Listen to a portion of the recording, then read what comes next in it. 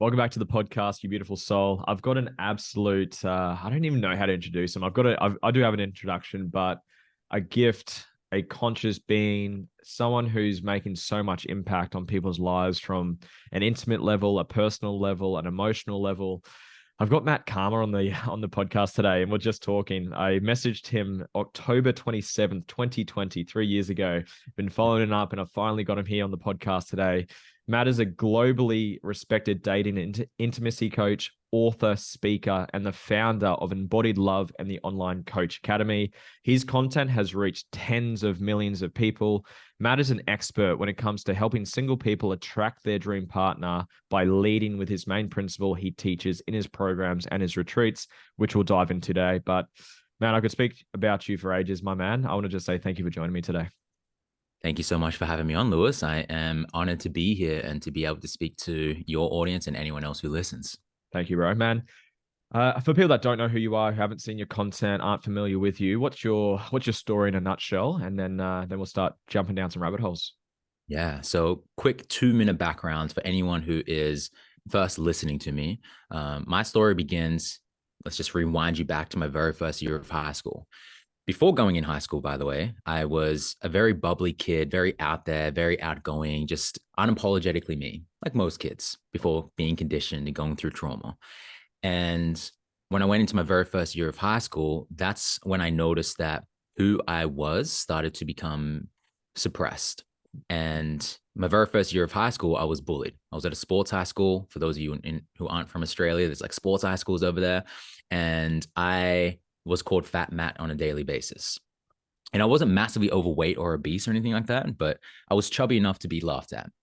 And it got to the point where I learned the adaptation was become as small and as invisible as possible, because if you do that, then that's when you're going to be safe, because clearly being seen equals pain.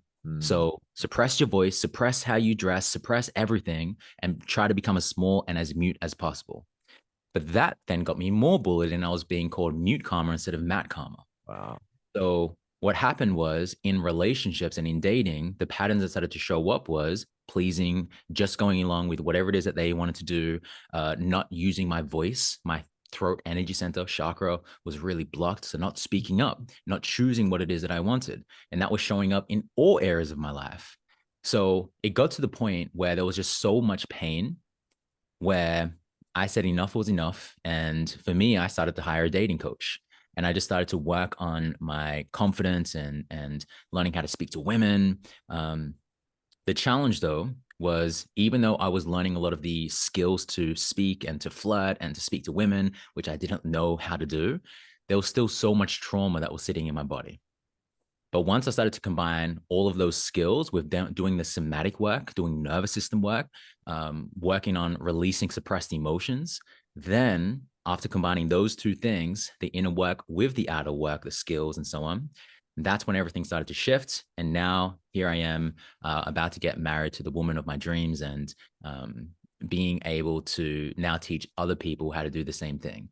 So that's a story in a nutshell. There's so many other details, but that's the 3-minute version of that. That's beautiful, man. And I've been watching you, like I said, for many years now, and to see you evolve, and you can see it through your content and through the relationship now with your beautiful partner, Kelly.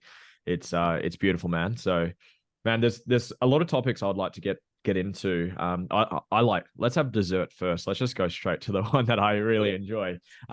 We've got not a mutual connection, but I know you've connected with him, and I follow him like no tomorrow, Peter Crone, and I love his work, and he has a quote. I've iterated it to make sense a little bit to me. He says that life will present you with people and circumstances to reveal where you're not free. And my iteration for me, with the terminology I use, is that you will attract people and circumstances to reveal the wounds you haven't healed through.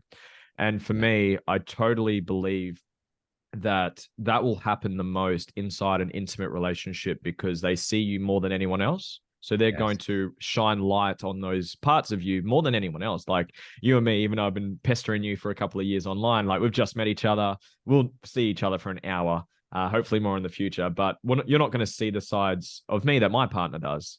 I won't see the sides of you that your partner does. So I would love for you to lean. I would love to hear your perspective on, I guess, the role of trauma, but also the ability to heal through it in a relationship when done correctly. When instead of blaming and projecting, you take that ownership and you love and heal each other. I'd love to hear your views on that topic, man. Yeah, I love this. This is well, we can start to speak about the topic of shadow work, right? Mm. So for those of you who have heard this term but don't really understand what it is, or for those of you who understand a little bit of what it is, to break it down simply, shadow work is your ability to be able to shine light on the aspects of your personality that you've suppressed, that you've denied, that you've judged, that you maybe have shame about. And sometimes that will show up, the spotlight on those parts of you will show up in the form of triggers by other people. And sometimes that is going to be your partner. And before going even deeper into this and speaking about this topic, we first get to look at what does it mean when we speak about our personality. And we can think of our personality as our thoughts, our emotions, and our behaviors. So when we start to look at shadow work, and especially in a relationship and looking at our blind spots, we have to look at, okay, what are the behaviors that maybe I have shame about, that I deny, that I suppress, that I judge? What are the emotions that I judge, that I suppress, that I deny? What are the thoughts that I have that come up? And then I think that I shouldn't be thinking that way. So I deny them. So I suppress them. So I judge the thoughts that show up. And when doing so, that just then becomes recycled. So the very first step to becoming free, like Peter Crone and what you just shared, is by shining light on that and having that awareness, put simply. But awareness sometimes isn't enough. After we have that awareness, the next step to integrate that part of our shadow is acceptance. To seeing that any behavior, any emotion, any thought isn't wrong, isn't bad. It's just there and it's there for a reason. If we look at someone's history, it makes sense why someone thinks that way. It makes sense why someone feels that way. It makes sense why someone behaves that way. And it doesn't mean that we then approve of the way that they're being and the way that they're showing up in a relationship or the way that you're showing up in a relationship. It's just bringing awareness and acceptance to why it is showing up in the first place. Because then we can start to transform ourselves from a level of ease and grace rather than I'm bad, I'm shameful, I'm broken, and I need fixing. Mm. Two completely different paradigms. Then, after doing that step, the second step, the third step is integration. So if you want to go into shadow work, first step is awareness. How do you do that? You can get objective feedback. You can look at your own triggers. You can start to become aware of your blind spots. Those two simple ways, right? Notice what triggers you. Second step, acceptance. Third step is integration. Now, how we go through that, there are so many different ways to do that. But one of the things that I love teaching about is doing the exact opposite of what your shadow or your ego wants you to do. So, if you notice that the behavioral tendency when in conflict is to go into a fight, flight, freeze, or fawn response, the tendency, right? The pattern is leave, don't speak about your feelings, don't speak about what's bothering you, right? Remain mute. However, I know the pattern, I know what happens if I was to follow that. So it's for me to breathe and do the exact opposite is to lean into what's uncomfortable and say, my love, right now I am feeling like I just want to leave. And what I would really love is if we can just sit here for 2 minutes of silence while I just breathe for a second before continuing this conversation. Are you open to that? Yeah. What about we breathe together? Awesome. Now we're getting into co-regulation. Now we're coming together and we're breathing. And then after that, we can have that conversation and I can do it from a place where I'm not fully triggered. So does that make sense? Yeah, absolutely, man. Loving it. Yeah. So I don't know if there's any follow-up questions to that, but those are three things that you can do. Beautiful, man. Awareness, acceptance, integration. And then how does one do that in a sort of day to day? So say you and Kelly or me, my fiance Georgia, say we trigger ourselves. Say I trigger her, she triggers me. In your words, because I've got my ways of doing it, but I want to hear your ways of how does one like handle the storm when it's happening? Like I personally believe don't do the healing in the storm, let the storm settle and then come through it with neutral nervous system, different perceptions and heal through whatever's brought to the surface. How does one, so say someone's listening to this right now and their partner pushes their buttons, they get triggered, their partner sets them off, and it's like they don't know what to do. Okay, I get it, Matt. She's triggered the shit out of me, or he's triggered the shit out of me, and they just don't know how to improve it. What would you say to Yes. that? Great question. First step is to take 110 responsibility for your own triggers. So even with the language, like, and this is very common, by the way, and she triggers me, he triggers me, my boss triggers me, my ex-partner triggers me. Um, I understand the language of that. What can be more effective and helpful is catching any time that that happens and then saying to yourself, I'm being triggered. I'm triggering myself, and the other person is just holding up a mirror. Because from that shift in language, then that then opens up the door to take full responsibility for what is showing up in your body. So if someone is showing up a certain way, then they're holding up a mirror to something showing up in me that is mirroring or highlighting the aspects of me that I've denied, that I've suppressed, that I've judged, that I've denied for a very long time. So how you do it in the day to day is having laser awareness, catching it, right? So one of the things that I do and I give to my clients, and this is something so tangible and practical that all of you can do. I give my clients what is called an awareness journal. So what I give them is I get them to write down on their phone in their notes, awareness journal. And every single day, write the dates of the year. And then anytime that you notice a thought show up, an emotion show up, or a behavior show up that is part of the shadow, right? The things that you don't know about yourself, write it down. Write it down in detail. What's showing up for you? What were the things that were going on in your mind? What was when the emotion was present, the sensation was present? What were the thoughts associated with that? When you were going to do that behavior, what was the thing that you were thinking about that caused that behavior to show up in the first place? So, in the moment when you have that awareness, and then the next time that that shows up, you can then catch it, right? So that could be helpful because it's kind of like when I was actually just saying this to a client yesterday. When athletes watch tape, they watch a match recording of how they did the last game, they can see what it is that they didn't know about how they were playing the game. They can do it by seeing it themselves, and then they can have objective feedback from their coaches and other players, and just see like how it is that they're doing all these little 1% things that could make their how they show up in the game better. And that's kind of what you're doing when you have this awareness journal. So the next time that you get on the field, which is having a conversation with your partner, which is whatever it might be, you can then say like, oh, that's the thing that I did last time. And now that I can see it and it's front of mind, I can Yeah. then now make a new decision. Does that make sense? Yeah, absolutely, man. Is there any perception shifts as well? Like as an like one that comes to mind, I think I got it from Peter Crone actually on a podcast. But looking, it's helped me because sometimes I get frustrated. I think like every person can, where it's like being able to look through the lens of who you're talking to is just a big 5-year-old. And Yeah. how would you treat a 5-year-old? That was a lens that really helped me. Is there any lenses that you have that you'd recommend to people? Because I'm speaking from my experience. Like when I know this stuff, but when you're on the field, sometimes it's fucking challenging. Like when you're triggered and you know what, this is my stuff. Thank you for the gift. Whatever's going on, it's still like there's still that like ego in there, and it's still wanting to bite. It can be challenging, and maybe I'm just the only one. So that lens has really helped me. It's like when my partner's triggered, I'm like, this is just a 5-year-old. What would I do to a 5-year-old right now? And Mm. that's been a lens that's really served me. So do you have any lenses or any perceptions that would help in this scenario with helping people work through each other's stuff while they're triggered, while they're in the moment? Yeah, that's a great question. So there is perspective shifts, and this is when we can start to go into empathy, right? And there's three different types of empathy. There's mental empathy, there's emotional empathy, and there's behavioral empathy. Mm. So mental empathy can be helpful, which is kind of what you're doing, which is thinking about the pictures of, oh, this is just a big 5-year-old. Sometimes it can be helpful to bring up an image or a picture or your imagination of who I'm speaking to right now, and like seeing the 5-year-old, right? Like really seeing that when your partner is yelling or screaming or crying, whatever it might be, can you see the little girl or the little boy within them and Mm. have that image there? But another thing around mental empathy, which can also be related to emotional empathy, is putting yourself in their shoes.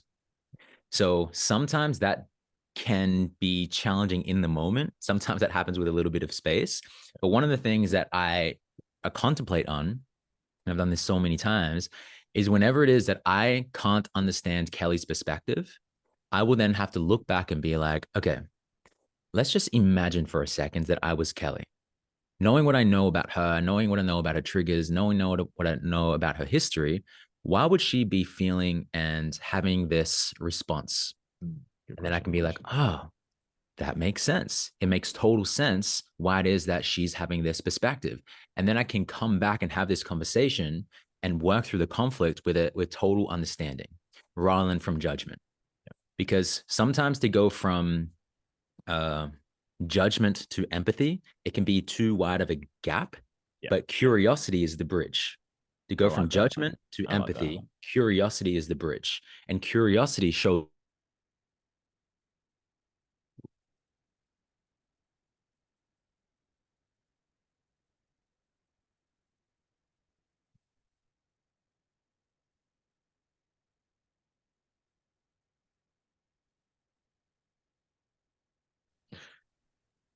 We're back, ladies and gentlemen. Little technical dropout. But yeah, Matt, you're just saying, well, to go from empathy to judgment using curiosity as the bridge, which I love. I've never heard that before. Yeah, that's really powerful, man. So please continue where you're up to. Yeah. And on that, language is really important with this as well. So one of the things that we teach when we're working with couples and single people is start to ask what questions instead of why questions. Here is an example of this. The other day, we have like two gates at our home, right? And that's just to ensure that we're fully secure here. Because literally just yesterday, we had someone steal our bike helmet here in Bali, Damn. right? So Damn. we want to ensure that we've had our house robbed and so many other things. We have all these gates here. And I came home one day and the I had a call in about 20 minutes. So I was in a rush, but the door was locked and Kelly was upstairs and she couldn't hear me knocking. Yeah. So then I just started banging on the door because she wasn't answering a phone and so on. And I didn't know she was on a call. So she came down totally in like stress and she was feeling a little bit frustrated. So was I. And when she opened the door, my first thought wanted to go into why did you lock the door? Yeah.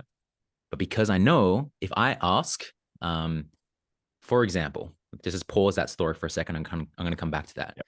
Lewis, if I said to you, why are you wearing that jumper today? That sweater. What shows up in your. Feels comfortable. I like it. Yeah. No, not the answer, but like if I ask that question, like what's the emotional sensation? Where I'm like, why are you wearing that? My mind goes to curiosity. Why are you asking? Okay, great. Okay, awesome. Well, this might be a little bit different. You've done so much work. For some people, when I ask that, it's like it brings up some defensiveness. Okay. Like, why is your hair like that? Why are you wearing that? Yeah. However, if I then switch to a what question, which is, what has you love that sweater? Mm. Yeah. Instantly, it goes from defensiveness to then feeling, I'm open and receptive. Yeah. Now, coming back to that story, I knew not to ask that question. So then after she was in a rush. She went to her core. She came back downstairs. I went through my core, came back. Then when we came together, I asked her, I said, babe, like what has you locked the door when I'm gone? Now, instead of me going into penetration, like tell me why, which can bring up defensiveness, right? Judgment to empathy. Curiosity is the bridge. So a what question is a curiosity question. What has you do that? What comes up for you when I say this thing? I'm noticing you're feeling a little bit angry. Can you tell me what's going on for you right now? Right? Instantly diffuses the situation. So hopefully that was helpful to everyone listening. Really powerful, man. One more sort of subtopic on this, and then we'll shift gears a bit. What's the line for you? What's the advice that you have between, because I've made videos around like triggering, it's a good thing, it's allowing you to heal. But where's the line between being triggered in, let's call it a natural, normal way versus like toxic, this is the wrong person for you? Where's the line for you? And what advice would you have for people in that sort of circumstance? That's a great question. And I like to make the distinction between being triggered, which can be for your highest growth, and then activated, which can then just create a re-trauma and not have you go into your highest growth. Yeah. So the difference is normally it's when it's in a very safe environment, not all the time, but sometimes in a very safe environment. So this is when discernment is so important, because sometimes people can hear stuff like this and be like, oh, I'm going to stay in this relationship, even though it's emotionally abusive or physically abusive, because it's for my highest growth. discernment. So Mm. are you at a point where there's so much pain where it's really challenging for you to see your blind spots? Is it not there for your highest growth right now? So it can be a tricky line to speak about, which is why it depends on someone's situation. But I would say discernment is important here, asking yourself that question. Beautiful, man. Beautiful. There's other sort of subtopics, but I'll change gear and then we'll come back to some more relationship stuff. Cool. Man, I'd love to know from you, and I love to know about my guests. What's something that you think about a lot, but you don't talk about publicly? That's a great question. What is something that I think about a lot that I don't talk about publicly? And it might be you don't just speak about it very often. You might speak about it, like, because you're from my content, a lot of relationship, masculine energy, healing, trauma. That's like kind of how I perceive you, anyways. What are things that Yes. you think about that doesn't sort of get the limelight as much as the other stuff? That's a great question. I think that something that I'm so in love with is language, which is why you speak about Peter Crone, which is why I'm so drawn to him and worked with him because I just loved how language builds our world, and it can be a key to either open up the gate to a new paradigm, or it can lock us into a jail cell of pain, right? Just that simple shift in language. Why question versus a what question. You trigger me versus I'm being triggered. This completely changes our perception because with language, it then shows us that I'm not seeing reality, I'm projecting reality, which is completely different. I'm not seeing Lewis, I'm making a projection right now, right? And the language that I have about myself, which is the conversation, will distort my perception of reality to conform to what is the conversation going on. So if I believe that I'm ugly, how I see you is going to be completely different because I might be having a whole different world and saying, Lewis is thinking I'm ugly. He's judging me right now. He's probably judging my hair and my white hairs here. He's probably like it's just from that language that I have about Crazy, myself. man. So I love language, and it's probably something that I don't speak about publicly, but with my clients, I'm like listening and just Yeah, going in on um, because language can reveal a lot about someone's paradigm. absolutely, So man. If you're comfortable sharing this, what's been a shift for you? Maybe there was a way you viewed yourself, or you viewed the world, or you viewed relationships. What was a shift that you've had along your journey that was really profound for you? yeah, that's a great one. I remember the exact moment, and this isn't recently, but I do remember something that really helped me. I used to think that I was just shy. I just had that identity about myself. Growing up, mute Cama instead of Matt Cama, that was my identity. It's like I am just a shy person. And I remember listening to this is when I used to listen to CDs and when I was driving a car. And I remember listening to Tony Robbins, and it was like Tony. unlimited power or something like that. It was one of his CDs that I had. And I remember him just talking about how our identities. And I remember just thinking, like, whoa, I'm not a shy person. It's just been a belief that I've been having about myself. And now it just seems so basic, like, of course, right? But back then, I remember just being like, I'm not a shy person. And my whole model of reality just came crumbling down. And then I started to see myself completely different. I started to see myself as not being shy, which opened up the space and room for me to then go into, doing a lot of energetic work around my throat, learning how to speak, learning how to project my voice, Yep. and not live from that paradigm. Really powerful, man. Tony Robbins, my partner's there right now. She's at Oh, wow. UPW in Sydney. And he was my first event I went to about 8 years ago. There's a lot of common that now that I'm speaking to you and hearing a little bit more about your sort of background. I was bullied, mum and dad, toxic relationship, very shy, very didn't speak up for myself. The belief I did at Tony Robbins, Unleash the Power Within, UPW, great event, guys. Go do it because Tony's starting to get a little bit older, so he might not be doing it for much longer. Yes. The belief I had, because you do like a limiting belief destruction thing, you write it. Yeah. But the belief I had was relationships are painful. Mm, And it's like, you wonder why I was fucking single. You could like, that was a belief I had. And then when you destroy it, because you just picked it up from mum, dad, or whatever it may be, um, Yeah, I'll use that as segue in, because for me, the pain that I saw with my father, and he's done a lot of work now, and we've mended a lot of our relationship. I really perceived him as what I think a lot of people would, in quotations, call it the toxic masculine. Very aggressive, volatile with his emotions. I've got memories of him punching holes through the wall. My sister felt very unsafe. I felt very unsafe around him. So all of that to ask the question, for you, what for you is your sort of view or definition on, quote, the healthy masculine versus the not so healthy, or whatever you'd call it, whether embodied, disempowered, whatever. What's the healthy masculine versus the unhealthy masculine in your world? Love that. One of the things that you spoke about, which is, I believe, it's not missing with men, but it is being expressed because of it being repressed, Yeah. which is their aggression. Mm, Aggression is beautiful when controlled.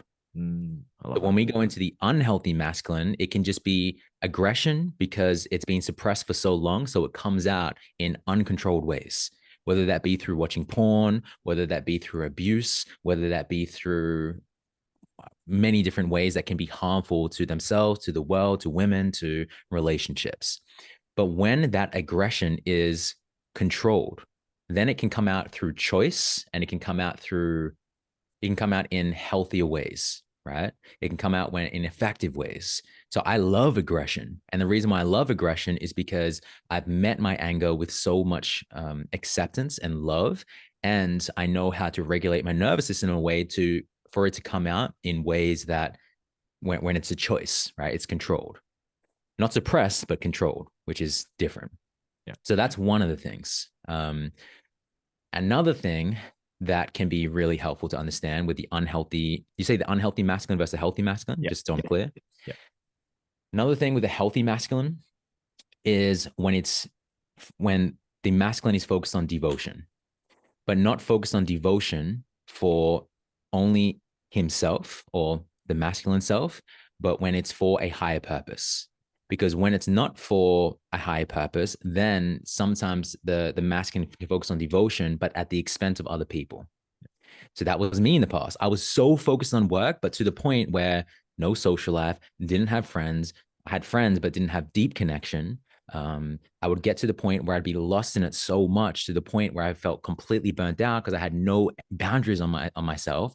So now leading with devotion, but it's not just for me anymore. It's for my fiance. It's for when we have kids. It's for not just me, but I'm getting on this podcast because I know there's probably a soul on the other end who is listening to this, who's in deep pain. So that can be another thing. Beautiful. Any Um, thoughts? Oh, if you've got any more points, please keep going. oh, please ask a question. It was just going to be the inverse to the feminine, because I'm assuming you deal with both. I would, well, I don't know. I'd like to hear from you. Do you attract more men or women, or a bit of both? What's kind of your clientele? Bit of both? Yeah, it's interesting. It's definitely shifted over the years. Right now, it's probably 80-20, 80% women, 20% men. Yep. Um, but yeah, it definitely depends. I did create a men's free program, like a three day workshop, just helping people to unleash their masculinity. Yep. So there is that there, but definitely a lot more women. Beautiful. If you could maybe lean into the feminine answer, or version of that answer as well. What's the I guess healthy feminine and the unhealthy feminine? What's the difference between the two? Yeah. So this is when we can go like thinking about the aggression. Think of the feminine as a wild storm. Yeah. Right. But when the unhealthy feminine is the wild storm, it gets to the point where it's like total destruction. Right. So wild and just ruining everything around it, just like a tornado. Yeah. But the healthy feminine can bring that out in so many beautiful ways when there is control there. And it's coming from choice, not from repression. It's coming out in ways, whether it be in the bedroom, it's coming out in ways, whether they are creating, whether they're doing arts, right? It's just total mess. It's like letting out their storm. So it's very similar to the masculine. However, the difference is that there's acceptance, going back to the shadow work, right? There's that awareness that that energy is within them, and there's acceptance there. So there's peace and love on that aspect of them. And the third step is that it's integrated. Yeah. So then it comes out in healthy ways, and it comes out in a way that's not causing destruction. Beautiful, man. Beautiful answers. You articulate this, man. You've obviously been in those for such a long time now. Boundaries. You actually mentioned the word as you were talking. It was one of my second questions I wrote down. How does, well, let's take a step back. How do you define healthy boundaries? And then how does one set and enforce those boundaries? Great question. So how do you set a boundary? And I'll come back into, actually, let me start with what is a boundary. Think of a boundary, and this is a quote from Jaya John. Yeah. So this isn't my quote. I'm going to misquote this because I don't remember it fully off the top of my head, but it's kind of, he says something like this. Don't think of your boundary as this wall around you or this fence around you that anytime someone touches it, they get shocked. Yeah. Think of a boundary as this beautiful white light around you that says, I am sacred and I will be treated as so. I like that. Something along those lines, but I misquoted that definitely, but something along those lines. And I love that because sometimes boundaries can be like, hey, right now you're crossing a line with me and I'm not going to tolerate that. Yeah. Sometimes that is needed when someone is constantly crossing it. Yeah. And sometimes a boundary can be like, hey, it's really important that I go to bed early because I really want to ensure that I wake up and feel refreshed. How does that feel for you? So now it's going into a demand, which is not leaving room for the other person to respond. Sometimes it is important, by the way, and is necessary. And then a boundary can be, leaving up the space for how does the other person feel and what does the other person think about this. So one of the ways to clarify, to communicate a boundary is to clarify the boundary. Yeah. So this is where you get to look at your boundaries are directly linked to your needs. Yes. And it's very hard to communicate a boundary if you don't understand what are my needs emotionally, mentally, physically, sensually, right? Maybe in the bedroom. Let's talk about this for a second. If in the bedroom, there's a certain way that you don't love to be touched, if there's a certain position you don't love doing, if there's a certain pressure that you don't love being pressured on, then it's going to be very hard for you to feel fulfilled in that area because you're not communicating it and you're not fully clear. Yeah. So the first step is to clarify that. What are my needs? Then we go into communication. So this is where I just said, like, right now I'm feeling like I really want to have an amazing experience with you. And what I need is X, Y, and Z. So this is where we go into the I feel, I need formula that I love to teach my clients. I feel X, and what I need is X, Y, and Z. Yeah. And then we go into the third step, which is how do you feel about that? Are you open to that? Which is leaving up the space for a conversation. So that's the second step. And then the third step is to cement it if needed. So those are the 3 steps: clarify, communicate, cement if needed. And cement is if someone is constantly crossing that. And that's so important for you to ensure that someone doesn't touch you like that, someone doesn't speak to you like that. Then that's when you might have to have that electric fence and go into a demand, and have a strong boundary that way. Awesome, man. If you're, again, comfortable sharing, what's been, I guess, some boundaries for you? Maybe one that was easier that you just communicated, it was nice. And then maybe an example of your electric fence where you had to say, hey, like, put your foot down, essentially. Have you got an example of something you've been through, whether it's with your current partner, Kelly, or whether it's a past relationship? Yeah. I'll share one. This isn't with a partner. Maybe I'll come back to this as I'm speaking, but one recently with a client. So someone was having something because I gave them some feedback from what it is that I see. And without going into the full details of what she said a certain thing back to me through WhatsApp. And I said to her, hey, right now, with the way that you're speaking to me, I'm not going to accept that. Here is what I request moving forward. Whenever it is that you say something, please do this and take responsibility. Paraphrasing there, but I said something like that. And she was so grateful. She said, I feel like I just got my money's worth with the way that you just responded to me. That's cool. Because it got me to see, like, holy shit, that shows up in relationships. And I am such a stand for someone to speak to me from a place of responsibility rather than blame, that I was able to clarify that this is the way that this is the way that I know how I love to be spoken to. And this is important for everyone to remember. We are constantly teaching people how to be with us by what we say. I like that. And also by what we don't say. If I didn't say that to her, then she would have probably said that to maybe her partner. She probably would have communicated that to other people, just like blame, blame, blame, blame, blame. But I said, fuck no, I'm a no to that. Yeah. This is how I'm not going to be spoken to. Here's what I request. Yeah. So that's a recent example. Another example in dating or in a relationship.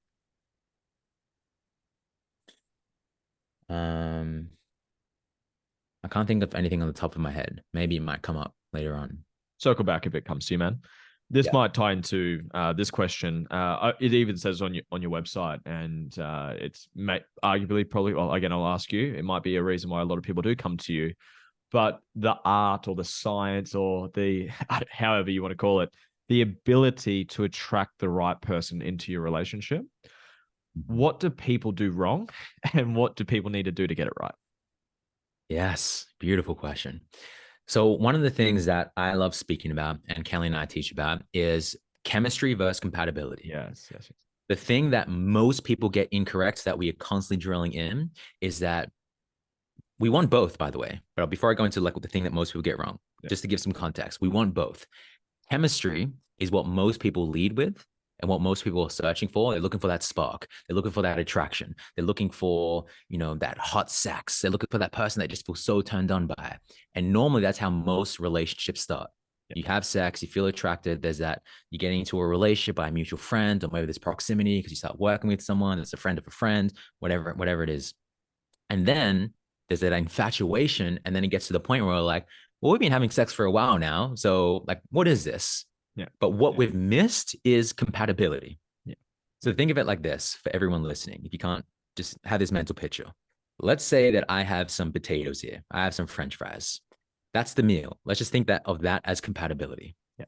Now, if there is so much spice, so much salt, and so much sauce, which is chemistry, then the meal is going to be ruined.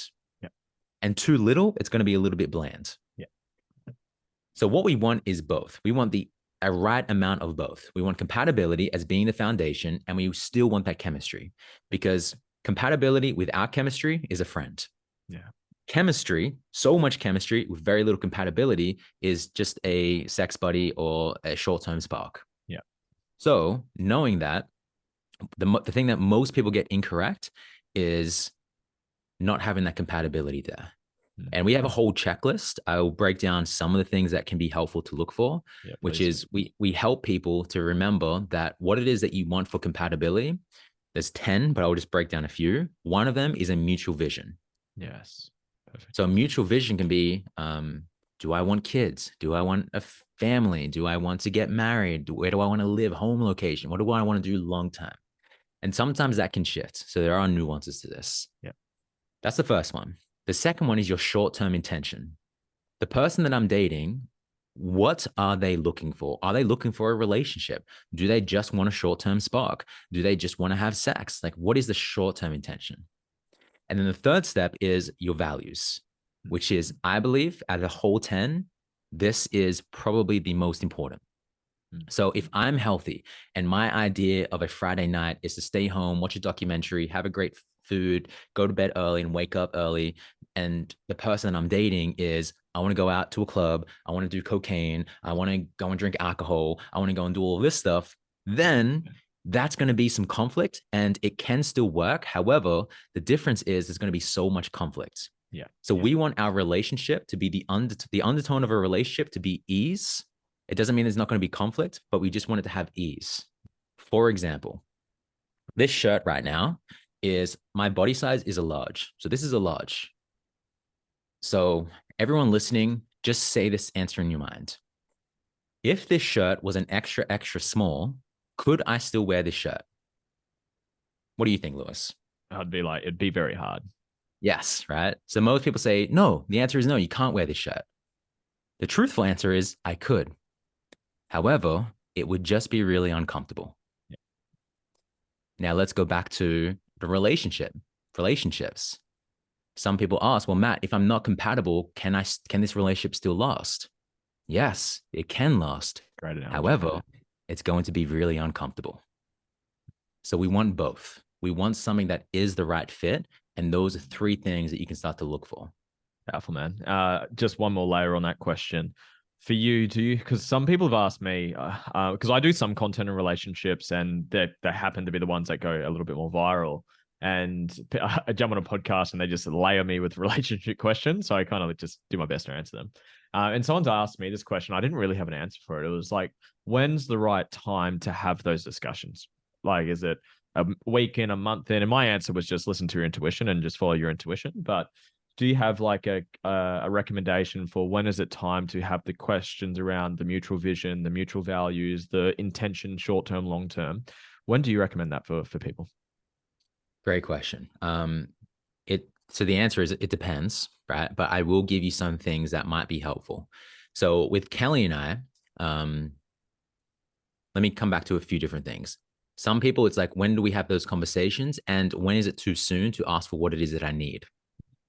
So for example, Kelly on the second date, she was like, I would really love a good morning message tomorrow. Would you be open to that? And I loved that because she was just so upfront. These are my needs. Would you be open to fulfilling them? So rather than me guessing, rather than her being in resentment because she didn't get her needs met, she was just totally upfront. I would really love this. So there is no such thing as too soon to ask for what it is that you need. Because let's say that she did do that and I was a no. Well, guess what? She just got really clear that I'm probably someone who isn't compatible for what it is that she wants in a partner. So fuck yes for doing that. So the sooner, the better. When it comes to asking about mutual vision, it can be done on the very first date if done in a way where it can be like playful and not like an interview. Like, Yeah. tell me what you want in Yeah. a partner right now. Yeah. What is it that you're looking for? You can play a bit of a game. It's like, hey, let's play a bit of a game to. I just want to get to know you. Let's just play a question game. You up for that? Yeah. Okay. Well, what is it that you would love in the next 10 years, in the next 5 years? Where do you see yourself in 5 years? And just play a bit of a game. Oh, yeah, I do this. And this is, and now you're getting into a connection game rather than it being like an interview, which is what most people do whenever it is that we're coaching people.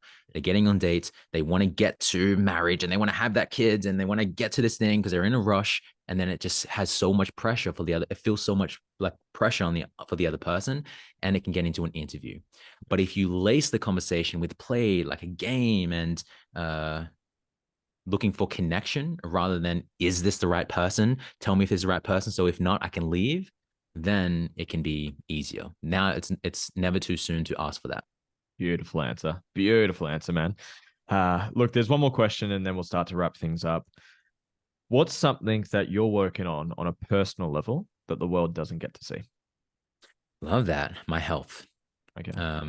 Right. So one of the things that I was speaking to a friends the other day, 3 days ago, I was just opening up and I was sharing that one of the things that has been really inconsistent for me is my training and how it is that I eat. I eat, relatively speaking, compared to most people, it's really healthy.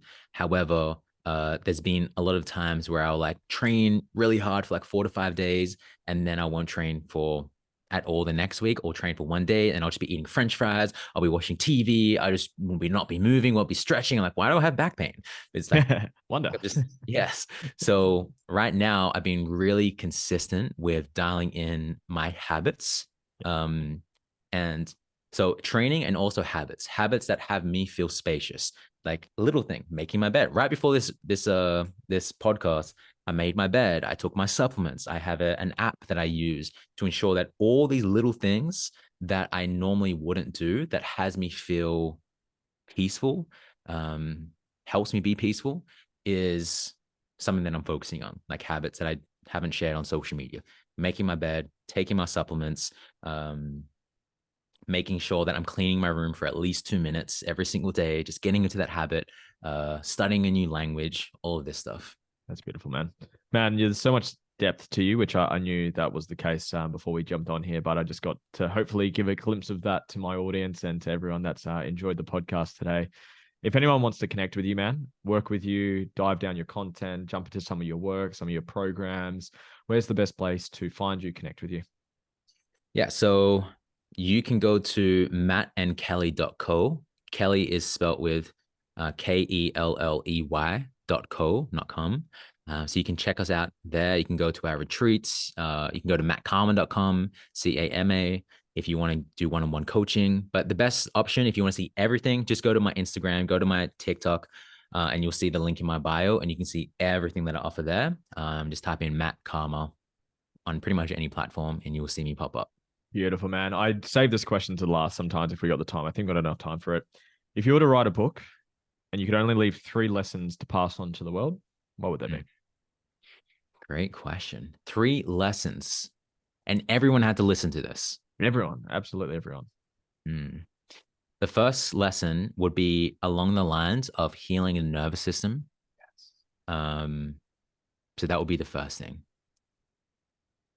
The second thing would be around communication, because I believe that it's a superpower.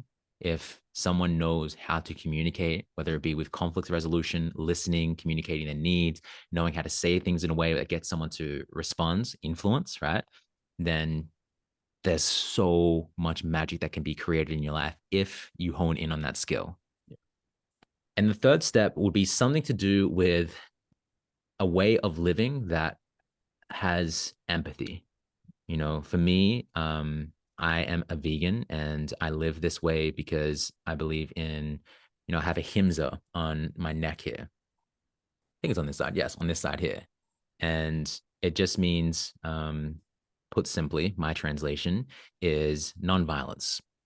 So whether that be with the way that we communicate, whether that be with the way that we live, it's impossible to have no form of violence to some aspect, but doing our best to do the least harm is, I believe, a beautiful way of living.